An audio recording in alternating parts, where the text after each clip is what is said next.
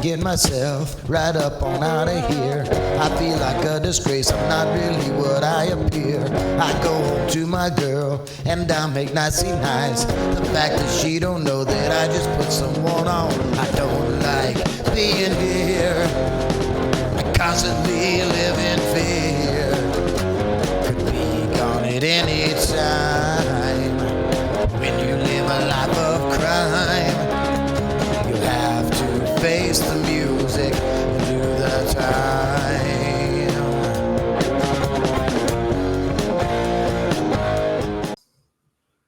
Welcome everyone to Mayhemtainment. This is episode 20. We are with our new guest, Stanley Karr. He is the host of the podcast Wrestling with Heart with Stanley Karr.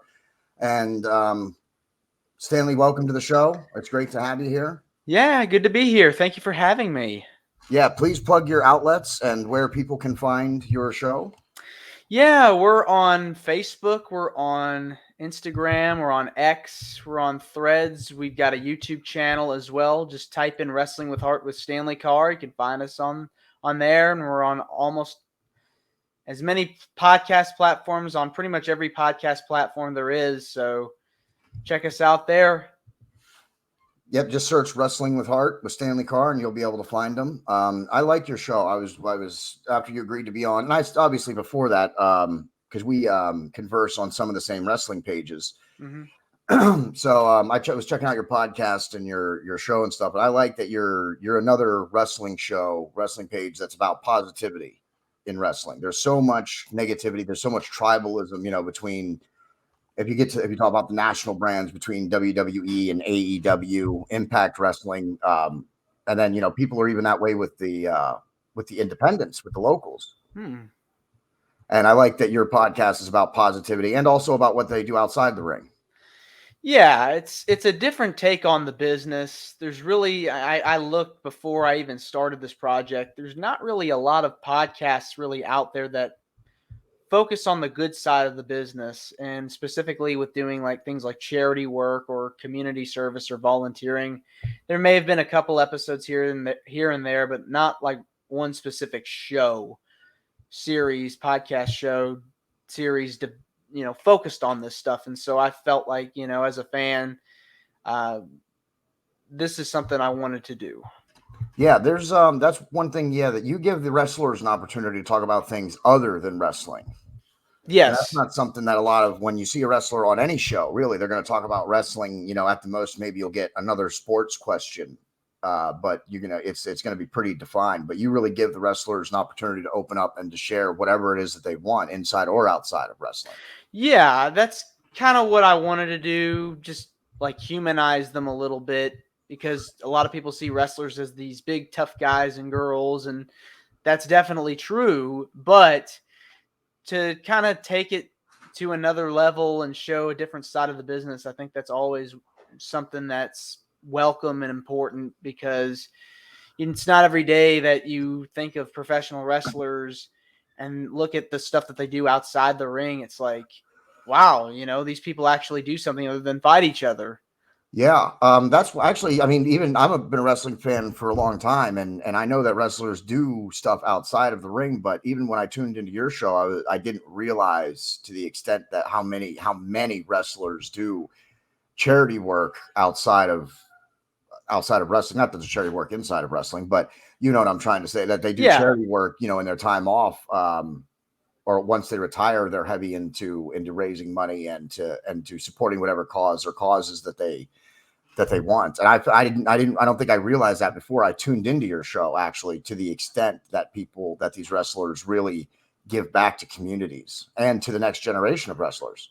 Oh, they really do, especially with the training schools. Like, I had Rip Rogers on. He was talking about teaching in OVW. He was the head trainer, and he trained so many guys. John Cena, Batista, Brock Lesnar, even trained Pat McAfee for his matches that he's had in the WWE. So that was really interesting, getting to talk with him about that. Yeah, you've had a good number of guests on your show, a wide variety of people. Do you have, let's be fans for just a moment, do you have a favorite that you've had on the show? Don't want to put you on the spot. I'm sure every guest, just like when I was Yeah, my show, every guest is equal. You enjoy something, about every guest that comes on. sure. But from a fan perspective, from a wrestling fan perspective, is there Yeah. anybody that you had to resist the urge to have that fanboy moment? Well, I really enjoyed talking with Stevie Ray of Harlem Heat of WCW, talking to him about his career and One of my favorites, one of my going. favorite tag teams, Harlem Heat. Yeah, definitely. And of course, Devon Dudley, another one of the Dudley boys, getting to talk with him. So I enjoyed talking with those guys. Yeah, that'd have been hard for me not to, to keep it professional and not be a fan, especially Harlem Heat. I mean the Dudleys, of course, but I'm a really big Harlem Heat fan. They were the staple tag team in WCW for many years. Oh yeah, I mean, were they like 10-time tag team champions I believe there? so. Yeah, I think so. Yeah. I honestly, actually, I don't recall off the top of my head how many title reigns they have, but yeah, it's something up there. I believe they have the most with WCW. They had the most WCW tag team championship reigns. Getting to talk with him about some of the stuff he was doing, speaking at schools and raising money, helping out with different causes, really was eye-opening because you never really think about that kind of stuff. Yeah, even your most recent episode with Elijah Burke, the stuff that he was talking about, a lot of them do stuff with schools. Mm-hmm. I've noticed. Yeah, I think that's good to do stuff with the education system. Sort of a really good way to give back to them because they're the future. Kids are the future, Absolutely. especially here in America. You educate and teach on a variety of different subjects, and then also you learn about your life and you learn about the important things in life like food and water and have a roof over your head. And then there may be somebody who doesn't have those privileges or those things, those opportunities. Yeah. And so just to hear about the fact that people have gone days without eating or drinking or whatever, and to have somebody that's there to make sure that they're fed and everything like that is really it's heartwarming. Not to get too much into the politics of it. That's for my other show, the Boiling Point Podcast. This is Mayhem Media. Mm-hmm. It's terrible that definitely terrible that it happens inside our own borders. I mean, if you figure at this point we'd be able to take care of our own people, as large as we are, as much as we do in the world, you'd think we'd be able to do more of that within our own borders. So it's really great that the wrestlers give back and are really involved in their communities. And I really love that so many of them get involved in wrestling schools. Even if they don't start their own, they'll start working with one that's established or something and trying to teach the next generation of wrestlers. Yeah. I had one guest on that is just now, after like 6 years, starting to get back into wrestling again. She went to train with Funaki and briefly was training under Rikishi as well. So for those guys to still give back to the next generation of wrestlers, I mean, it's amazing. Yeah, especially Rikishi. He's somebody who really didn't have. I don't know that he would have had. Yes, he did. He had a great career. Okay, but until he hooked up with Too Cool, he was never really a superstar. That next level. You know what I mean? He was always kind of a mid-carder, maybe an upper mid-carder, but he never really made it to that top status. I think his time with Too Cool really propelled him. So it's not like he had that even with Stone Cold didn't really become Stone Cold until later in his career. It's really great that these wrestlers who don't find that superstar power until later in their career still give back to the wrestling business and give back to their communities. They really do. And the passion that they have for the business is second to none. Yeah, because I mean, people like Stone Cold, The Rock, they make the big bucks, But stars like Rikishi and even Too Cool and some of the other guys, they're not going to be making the Stone Cold and The Rock money. So I like when mid-carders and even low-carders still give back to their communities and still donate and want to help and stuff. I think that's really awesome because it's not like they're super rich. They're not like over wealthy or anything like that.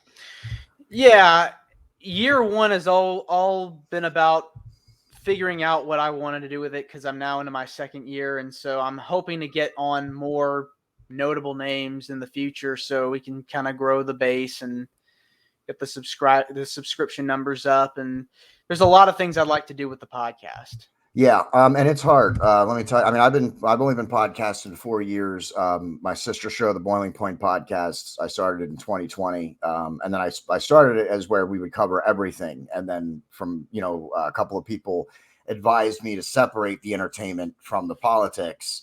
So I did that in 2022, and that's when Mayhem Media was born. And since then, I will agree with everybody who suggested I do this. It's been better for me to separate them because the political podcast is growing and doing well, and we're finally reaching a point with the Mayhem Media side where we're starting to actually have continued growth without having to push too much to try and get more followers, and that's always nice. And I think you're kind of reached that point. You have more followers than we do on Mayhem Media at this point, on Facebook at least.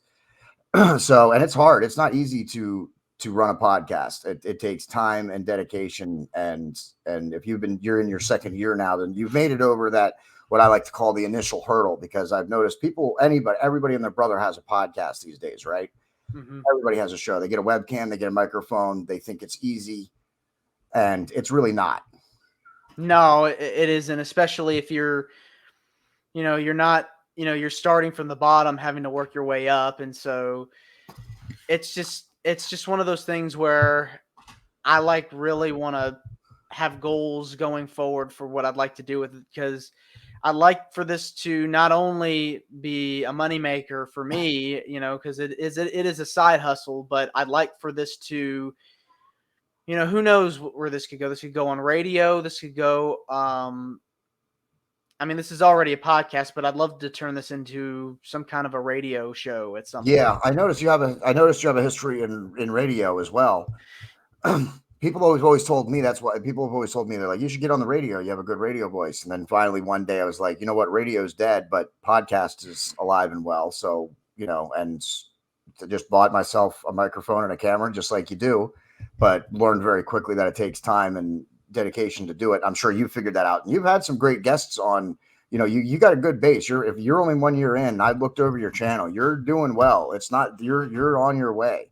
Thank you. Yeah. I just aim to continue on with it and try to make this a thing, because I think this is like a first of its kind sort of show, and there's all kinds of avenues where this could go. So yeah, I'd love to get it on radio, still do the podcast, get a podcast version out, and And there aren't many shows, like I said, that give wrestlers the opportunities to talk about what they want, to talk about what they're working on, or what they want to try and help with. And everybody always wants to ask them their own questions and get into the politics of wrestling, and why did you leave this company, and why did you leave that company, and don't you want to be this, and don't you want to be that? And it's really great when I tuned in, because I honestly, when I first was going to your podcast, I thought, okay, another wrestling podcast. There's 50,000 of them at this point.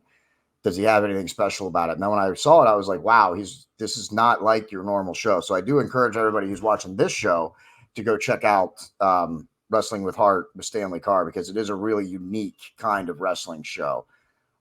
Mayhem Media, we don't only do wrestling, we cover all entertainment. So, which is not something that most people do either. Most people kind of pick one avenue and go with it. And I'm going to show that you can cover different topics and still be successful. And I can relate to you with your goals. I'd like it to be something in the future, a moneymaker or something that I can live on, but it takes time to get there for sure. It does. You need to build. So who would you like to have on your show that you haven't yet? If you had your pick, who would you want to have on? So in case they're listening right now, maybe you get lucky. Yeah. Mick Foley would be a really good guest. Yeah. To interview him. Kurt Angle would be another one. Some of the women, like Trish Stratus, Tori, Stacy Keibler, Charlotte Flair of the current era, and some of the others from that are currently in WWE. Yeah, there's a lot of people I'd love to speak with on the show. I just had on Terry Runnels a while ago. She'll be I missed that episode. Well, that'll be one that'll eventually come up. Oh, okay. Spoiler. But I had, I've had a few people on that I just uploaded their episodes. Like Elijah Burke was one of them. Devon was one. I interviewed Angelina Love a while back. and Oh, nice. just so many other people. I just Well, if I'm anybody's aiming to get on. if any of those people are listening, reach out to Stanley Karr. He wants to have you on. I'd love to have Sting on if you're listening, Sting. I'd love to have you on my show anytime. And Becky Lynch, that's someone who I wouldn't mind interviewing. And Dr. Britt Baker, though I don't know that I wouldn't be able to not flirt with her. Sorry, Adam Cole. Yeah, I like Britt Baker. She's probably my top. I mean, I'm a Flair fan, so of course Charlotte Flair, and I love that everything that she's done. She's great. She's amazing. But I think I have to say, Britt Baker is probably my top female star at this point, with Becky Lynch being a very close second. She's really talented. They're all pretty good. And she's from Pennsylvania. I'm from Pennsylvania. Also, we have that in common. Right Britt on. Baker, reach out to us. Right on. But no, yeah. I lost my train of thought there for a second. I was going to transition to somewhere else, but so positivity is something that wrestling needs, I think. Yeah, it's crazy how a lot of times in the wrestling world you get caught up on so many different things and you don't really see the good side of what the wrestlers do, and you only just see a certain side. And that's kind of what I wanted to do with my show, is just bring the positive side out and just, again, try to make something of this and hope it takes off. That's kind of my thing. I know it's going to, like you said, it's going to take time, dedication, everything like that. And I'm willing to be in this for the long haul. And if it takes a long time, it takes a long time. So yeah, you made it over that first hump. You know, most people get into it and then they see how much work it's going to be. They do a couple episodes and then they're done, because they see that it's not just, oh, I'll record myself talking and then I'll be successful. No, everybody's talking right now. So you really have to have something unique or something special to offer in order to be successful. And I think you definitely have that. I think as you get more successful, you're going to see people copying your formula. Because positivity is something that is lacking in wrestling. I mean, there's other good shows out there. You know what I mean? There are other great shows out there. Don't get me wrong, but not many that do what you do, where you give the wrestlers the opportunity to talk about what they want to talk about. Yes. You know, through the whole episode, you let them talk about what they want to talk about. And that is something that doesn't exist. So I think you have something unique with that. Thank you. And I hope you continue to grow. Yeah. And I plan on it. Yeah. And I hope that you'll come on our show again. And I'd love to come on your show. If you ever want me to come on your show, I'd be happy to come on your show. Sure. Do you guys, that was a sure, for anybody listening, that sure was sure. Absolutely. Definitely not. No, I'm happy to have anybody on that wants to. I'm not a big wrestler. I don't have I'm not big and popular, so I probably wouldn't bring much. Like I said, we're small. You have more followers than we do. I appreciate you coming on our show. Hopefully I can siphon some of your followers to start following. I appreciate it. Thank you. And of course, I think we met when we were commenting on Honor the Elite page. Was it Honor the Elites or Friends of the Squared Circle? It's probably Friends of the Squared Circle. Friends of the Squared Circle. Yeah, they're really cool as well. I was on their podcast not too long ago. So shout out Commander Q. Yes.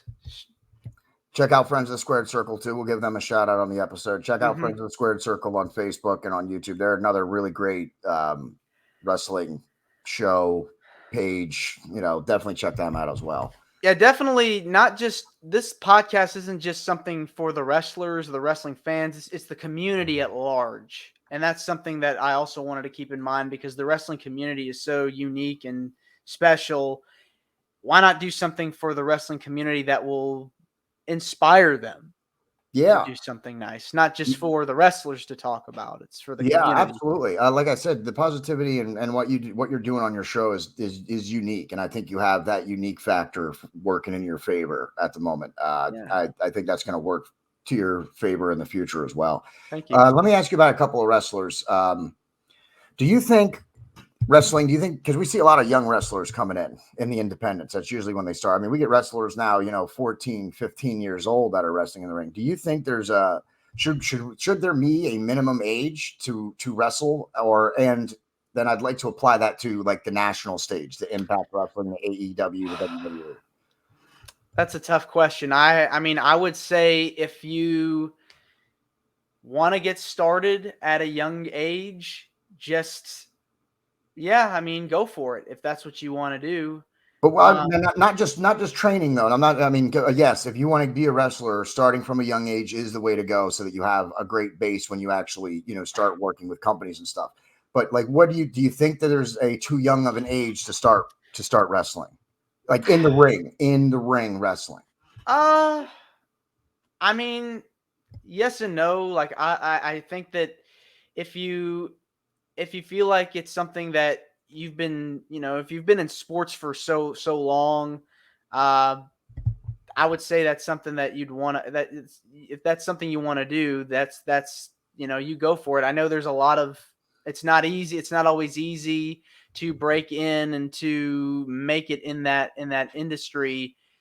But if that's something you want to do, there's always a way of doing it. And so I'd say go for it. Now, the reason I asked you that question was because for anybody who doesn't know, Billy Starks is a female wrestler, and she's barely 18 years old, I think. Do you know who Billy Starks is? I've heard the name. Yes.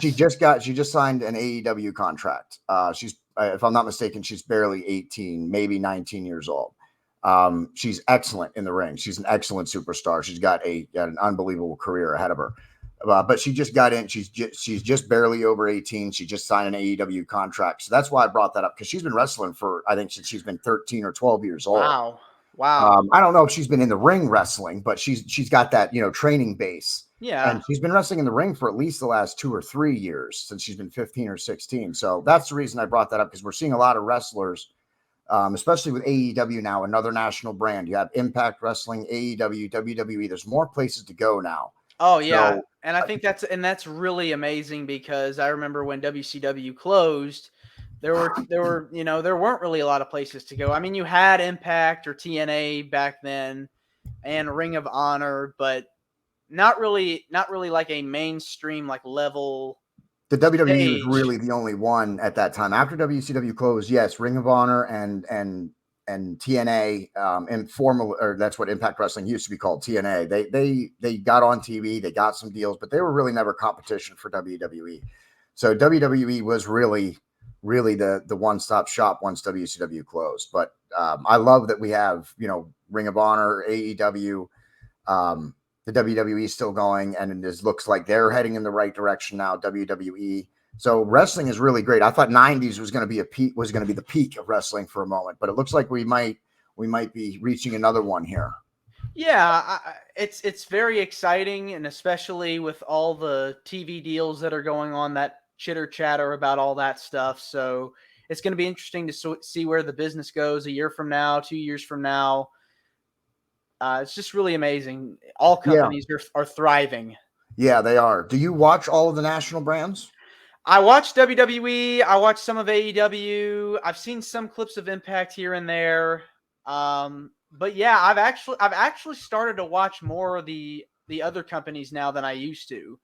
Just because it's more accessible now with the internet and with the other companies being on cable channels and just promoting it, a lot of promotion for it. So yeah, even with YouTube now, a lot of even independents are getting their matches and stuff on YouTube, which is real nice. So now you're getting to see, any, if you want to, you can watch an independent, even if you don't live where they operate. Now you can tune in. You gotta love technology, because I think that's definitely helping the audience, the growth of the audience. Yeah, definitely. Now the WWE, you mentioned, you said you watch more WWE than some of the others, so that means you're a WWE fan first.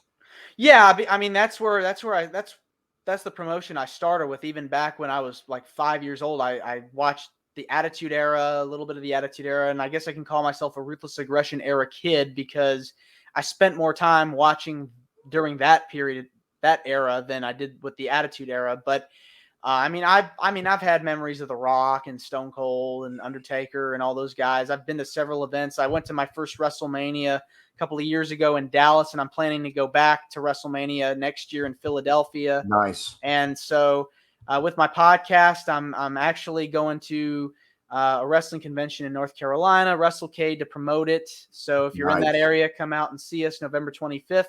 And I'm planning to go to WrestleCon next year.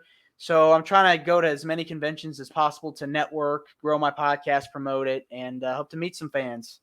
Yeah, that's great. That's definitely the way to do it. I'm also going to be looking in next year, looking into trying to get to some conventions or something like that myself as well to try and continue to grow. So I've never been a WWE fan though. I like them. I like them. I like the wrestlers, but I was always a WCW fan first, Sure. WWE fan second. And now that AEW is back, and I actually got away from wrestling for a few years because I'm not a WWE fan. It's everything about them. I don't like the way that they put on matches. You know what I mean? But then again, I'm also not out there saying, hey, they should close. You know, AEW should kick their butts and completely take them apart, you know, and WWE should close down. I don't want WWE to close, even though I'm not really a primary fan of theirs, because competition makes everyone better. I mean, I like all wrestling, to be honest with you. I like all promotions, even the old ones, you know, that are no longer like the territory stuff. I'll like anything. And that's why I have respect for WWE though, because they own all of that now. I mean, WWE owns the history of wrestling. I mean, I don't want them to go out of business, just like I don't want Ring of Honor to go out of business or Impact or AEW. Certainly not. No, I like WWE. I like AEW. I like Impact. I like all of them, man. I really do. I like, you know, learning about the history of all the promotions and the territories. You know, I'm right now I live in Nashville, so Nashville, Memphis, the Tennessee territory. I mean, that's pretty amazing. You're in the heart of some of the wrestling there. Oh yeah. So I had where we were going next in my head. See, this is why I usually write things down, but so that way I can look at where I'm going next and not have to think about it. So well, do you have a favorite? Let's talk about some favorites real quick before we Yeah, I mean, I've always been a fan of The Rock, the promos. Who doesn't like who doesn't like The Rock? First of all, charismatic, larger than life persona. But you probably don't. Did you ever get to see any of his stuff before he became The Rock? Oh yeah, Flex Cavana when he was in Memphis, and his first run with WWE when he was Rocky Maivia. Yep, I've seen some of those matches and promos. He's somebody who needed to reinvent what he was doing because he wasn't going to make it the way he was. It wasn't until he became The Rock that he became that star that we know now. And then, of course, I like Undertaker, of course. Well, I mean, me personally, I'm always going to prefer the Dead Man character and gimmick with the hat and coat and everything. But I'll always have. I think the American Badass stuff I've grown to appreciate it. And yeah, it was cool. It was nice for him to be able to get away from the Dead Man character a little bit without even having to change his name. He could say the Undertaker and still be, change his gimmick. Not many people can do that either. No.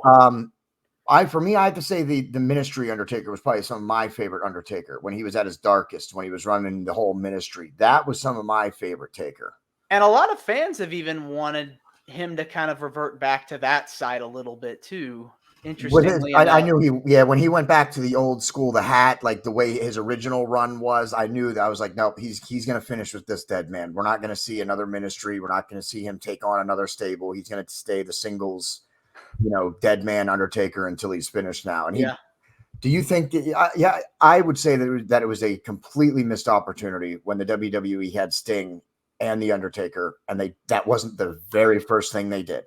Yeah, that was kind of a bummer. I was really excited when Sting came over. I mean, he had a pretty good match with Triple H, and he could say I'm sorry, but which he also should have won.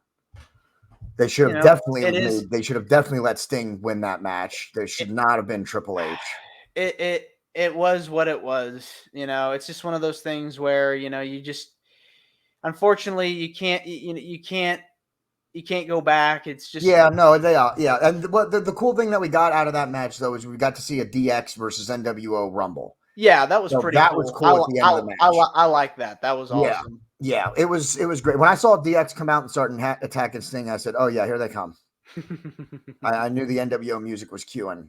Yeah, But yeah, yeah, them guys walking down. That was a great moment. You know, that's where WWE has it. You know, they've captured some of those moments while missing others. They did capture some of them. yeah, I think that was a cool moment, and I mean, he got the challenge for the WWE title. I mean, not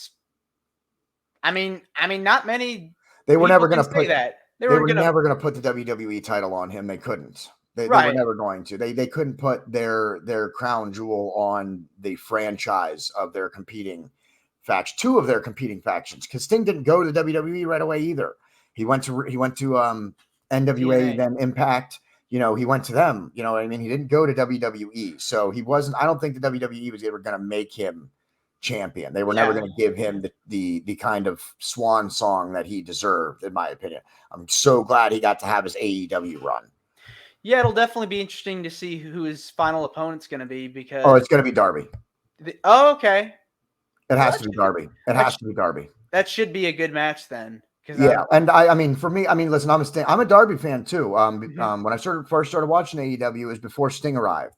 So Darby was the first person that I kind of, you know, went towards, and I even said, you know, if Sting ever joins, I'd love to see Sting and Darby work together. I think that's money in the bank. And then when he came, he hooked right up with Darby. I'm like, yes, this is exactly what we needed. What I wouldn't mind seeing for Sting is, even now that he's retiring, something that I've always wanted to see. I've always wanted to see a Sting stable. Always wanted to see him run a stable, be the lead of a stable. And even now that he's retiring, he could still be one. He could just be the manager, the microphone guy. Yeah. So I would love to see him stay in wrestling and just be a stable guy, you know, have him run his own stable. Sting's never been, he was a 4 horseman very briefly, and then with the Wolf Pack very briefly, but he's never really been a stable guy. I'd love to see him have his own. Yeah, I definitely think that'd be very cool. And I would have loved to have seen the Sting versus Taker match also. Yes, I would too. I mean, you can play it in the video games. You can play it. I think they've got like a video, I think, of like a what if type thing. Yeah. The One Wrestling had all the incarnations of Sting, and then it had the different versions of the Undertaker. I can't remember which one it is off the top of my head, but that was probably the best WWE wrestling game you could have the most dream matches with. Yeah. So do you have a dream match, including independent, because you do a lot of stuff? So do you have a dream match? Who would you like to see two wrestlers face each other?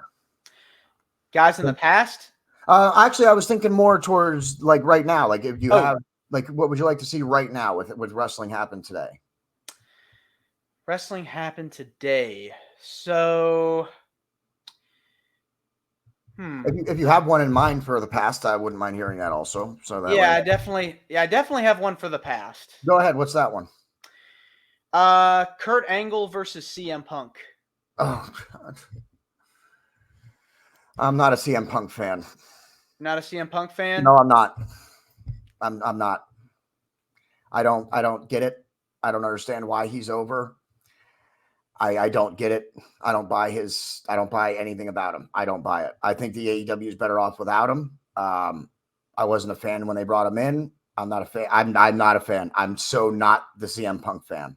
Hey man, different strokes for different folks. Yeah, of course. Oh, I'm not saying anything that, you know, but let me ask you a question then, because if I don't ask this question, I know there's some people going to be like, you had a CM Punk fan on your show. Why didn't you ask him? What is it about CM Punk then? Let me ask you that. What is it about CM Punk that makes you the fan? I mean, I think the guy, for what he was able to do in his time in WWE, I think he was able to get over. He may not have necessarily had the run that John Cena had as champion, or Randy Orton, but I think the guy was a bona fide star.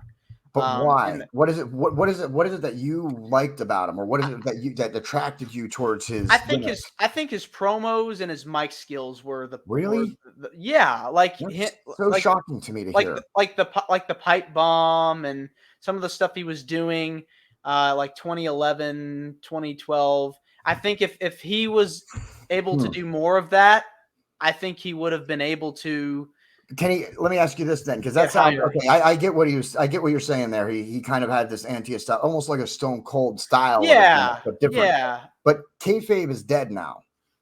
You can't hide who you are as a person from the world, right? That's not possible anymore. So do you think, I don't think he could do that again. I think everybody in the world knows. No. To me, CM Punk came off as a person who was anti-establishment, but then in the back was pro-establishment. And I don't like that. That to me makes you look like a hypocrite to play a character that you're completely the opposite of in real life. I mean, I'm just looking at it purely from a wrestling promo standpoint, not necessarily from, Yeah. Okay. So that's what, okay. All right. Well, see, now that makes more sense to me. That makes more sense. That's what I'm. Yeah. That's if I'm looking at it purely from like a wrestling standpoint, promo standpoint, not necessarily like, fan. I think that's why I don't buy him though, because I know who he is backstage. I know he's a person who doesn't like working with people. He's a drama queen. He's a drama queen. He's a diva, and he's not that in front of the camera. And I'm like, wait a minute, you can't come on camera and say this and that about the establishment and how you're against it, and then go back and complain to the higher ups that you don't want to work with this person or don't want to work with that person or don't want to put this person over, don't want to put that person over. You can't do both, in my opinion. That's why I don't like him, because I don't like that it's more personally, I guess, more than what he does in the ring, I guess, because I don't like that there's only certain people he'll work with. There's only certain people he'll put over. I don't like that in the wrestling world. There's too much of that in the wrestling world. I think we need more Sting. We need more John Moxley. We need more Kurt Angle. Yeah, I mean, I agree with all of that stuff about having people kind of coming to the forefront and doing that. No problem with that whatsoever. But if I was looking at from a wrestling standpoint, like, ooh, this match looks intriguing to me, that's where I'm kind of going with it. Yeah, I get it. I do get it. And I understand. And that does make sense to me. I get that if you're looking at it strictly from his gimmick and don't take any account of who he is personally into consideration, he does have that type of gimmick, the Stone Cold, the anti-establishment. I get that. I do get it. I just don't understand how so many people are willing to drink the Kool-Aid, I guess. I need to change my stance. I don't know why so many people are drinking the Kool-Aid then. Because I'm not. I don't get it. I don't like it. I don't think he helps professional wrestling at all. But that's just my opinion. Right. I'm in the minority. Yeah. When he comes out and the crowd and the arena erupts, what can you do? Well, Taker and Sting absolutely would be another good dream match to have too. Yeah. That's and of course The Rock and Shawn Michaels. Yeah. That's another one. I didn't mean to throw you, being a CM Punk fan, like under the bus or anything there. I just wanted to know, because I see that the arenas blow up. I didn't get it personally, but I do understand. Thank you for explaining that. If you just look at it from a strictly character view, it's different than if you look at it from an overall kind of a point of view. So that makes more sense to me. Thank you for explaining. Oh, you're welcome. Yeah, I mean, go ahead. I mean, I get what you're saying too about professionalism and all that stuff, but I was just, there's so many people in the wrestling world that never really had an opportunity to face off against one another, and it could have been for a variety of reasons. One person was coming into a company while the other one was leaving, or both were competing at the same time. They just never did a match with each other. And that's kind of why I picked it, because at the time, I believe Kurt Angle was just leaving WWE in 2006 when Punk was like starting to come up. So that was a match that it kind of sucks that we missed out on. But again, the circumstances. WWE has missed out on that. They do have a track record of, like I said, they capture some of those moments, but WWE misses out on a lot too. They've missed out on a lot of opportunities that they've had. That's my opinion. But that doesn't, it doesn't mean that, I hate them, or anything like that. It's just every wrestling company misses out on opportunities that other people think they should have taken advantage of. Everybody's got an opinion. But everybody's got an opinion. Everybody's got an opinion, yes. Yeah. Is there anything else you wanted to talk about? Yeah. Like I said, we've got convention appearances coming up. November 25th, WrestleCade, Winston-Salem, North Carolina. I'm going to be there to promote my podcast, Wrestling with Heart. You can find it on all platforms. We're on YouTube, Facebook, Instagram, Threads, X.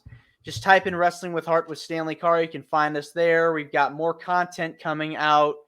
Please subscribe, share the page with your friends, and look out for more content coming out in 2024.